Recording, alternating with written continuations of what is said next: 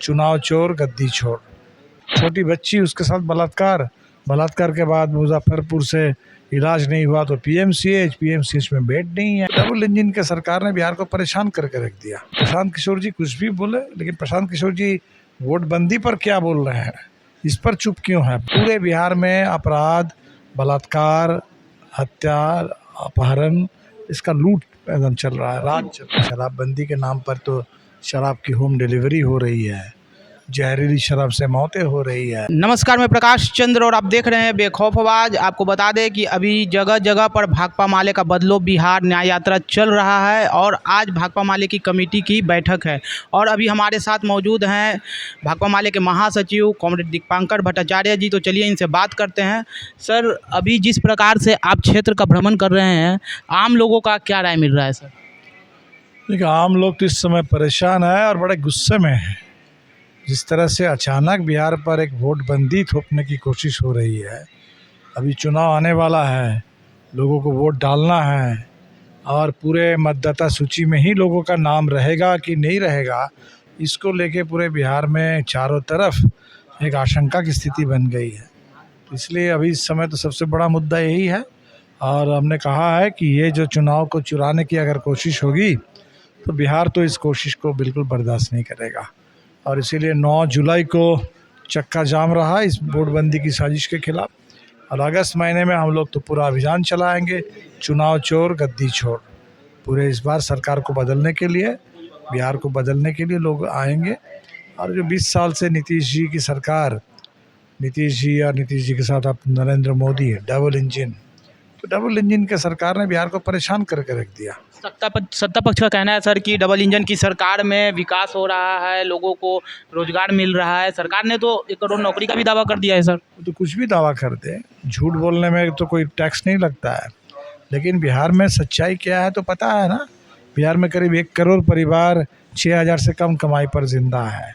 बिहार में इतनी गरीबी, इतनी बेरोजगारी, कर्ज का इतना बड़ा बोझ और सुशासन का क्या कहना। अभी तो अपराधियों का, आज बैंक मैनेजर की सुनते हैं कि पटना में हत्या हो गई, कभी व्यापारी की हत्या हो रही है। पूरे बिहार में अपराध, बलात्कार, हत्या, अपहरण, इसका लूट एकदम चल रहा है, राज चल। कुछ दिनों पहले बीटा में एक बालू कारोबारी की हत्या हुई थी और परसों 2 दिन पहले ये पटना सिटी में एक वकील की हत्या हो गई है। सर क्या कहना चाहिए? वकील, फिर बैंक मैनेजर, कोई सुरक्षित नहीं है, कोई सुरक्षित नहीं है। छोटी बच्ची, उसके साथ बलात्कार, बलात्कार के बाद मुजफ्फरपुर से इलाज नहीं हुआ तो पीएमसीएच में बेड नहीं है और मर जाती है। तो बिहार में कोई संवेदना नहीं है, इच्छा शक्ति नहीं है सरकार के पास और इसीलिए लोगों ने तो तय कर लिए सरकार बिहार के लिए बोझ बन चुकी है और इस बोझ को इस बार उतार फेंकना है। आप सरकार की बात कर रहे हैं, बोझ की बात कर रहे हैं और ये भी कह रहे हैं कि अभी बिहार के लिए सरकार बोझ बन चुकी है, लेकिन जिस प्रकार से नीतीश कुमार जी मुख्यमंत्री बने थे और बिहार में शराबबंदी लाया था तो उसके शुरुआती दिनों में तो सब कुछ ठीक ठाक चला, लेकिन क्या अभी लगता है कि शराबबंदी है बिहार में? शराबबंदी तो फेल कर गया है। शराबबंदी के नाम पर तो शराब की होम डिलीवरी हो रही है, जहरीली शराब से मौतें हो रही है, शराब माफिया पनप रहा है और गरीब जेल में सड़ रहे हैं। ये है शराबबंदी बिहार में, इसलिए उस पर तो समीक्षा करने की ज़रूरत है। लेकिन नीतीश जी ने परेशान कर दिया पूरे बिहार को। महागठबंधन के नेता तेजस्वी यादव जी कहते हैं कि हम पलायन रोक देंगे। पलायन रोकने के लिए अभी किस प्रकार का मानचित्र आप लोगों ने बनाया है? सर पलायन को रोकने के लिए बिहार में रोज़गार बढ़े। दूसरा, रोज़गार सिर्फ नहीं, रोज़गार अगर सम्मानजनक रोज़गार हो, सुरक्षित रोज़गार हो, उसमें ठीक वेतन हो तो मजदूरी बढ़े।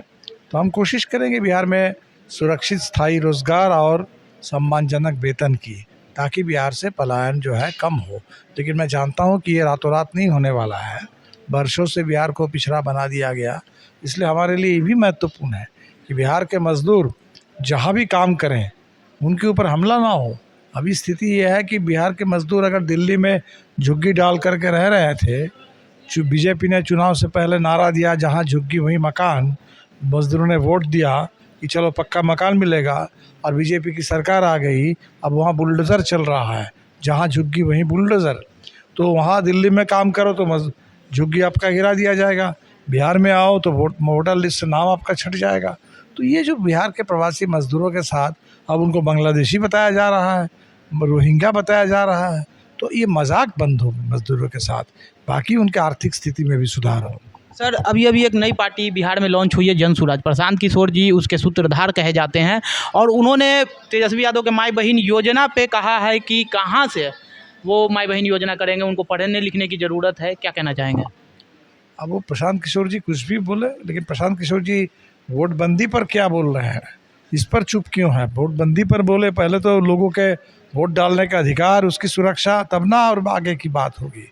तो अभी तो प्रशांत किशोर जी को इस पर बोलना चाहिए कि बिहार में जो वोटबंदी की साजिश चल रही है, ये जो बताया जा रहा है कि बिहार में बांग्लादेशी और रोहिंग्या और कहाँ कहाँ ये जो पूरे प्रवासी मजदूर, उनसे कहा जा रहा है कि बाहर हाँ कमाने के लिए बाहर गए हो तो बाहर ही रह जाओ, बाहर ही वोट डालो, बिहार में मत आओ वोट डालने के लिए। ये जो मजाक हो रहा है बिहार के साथ, इस पर तो कुछ बोले। आप देख सकते हैं कि अभी हमारे साथ कॉमरेड दीपांकर भट्टाचार्य जी थे, उन्होंने अपनी बात को रखा। खैर चुनाव इसी वर्ष होना है, क्या होगा क्या नहीं होगा वो तो जनता के हाथ में है। आप बने रहें हमारे साथ और देखते रहें बेखौफ आवाज़। धन्यवाद।